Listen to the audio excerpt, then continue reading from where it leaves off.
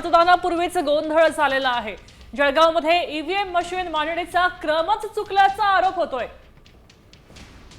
पाहतोय की जळगावमध्ये एक मोठा गोंधळ झालाय। ईव्हीएम मशीनच्या मांडणीचा क्रम चुकल्याचा आरोप झालाय आणि जळगावमध्ये मतदानापूर्वीच हा मोठा गोंधळ झाल्याचं पाहायला मिळतंय।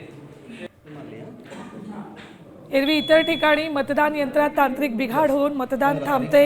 ईव्हीएम मधल्या बिघाडामुळे काही वेळ खोळंबा होतोय मतदारांचा।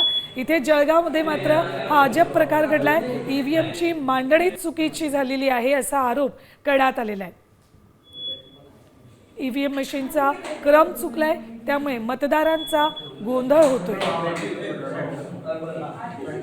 प्रक्रिया काही काळ खोळंबलेली आहे आणि या ठिकाणी मतदार सुद्धा ताटकळलेले पाहायला मिळत आहेत, कारण ईव्हीएम मशीन मध्ये बिघाड नसताना सुद्धा केवळ मांडणीमध्ये गोंधळ झालेला आहे।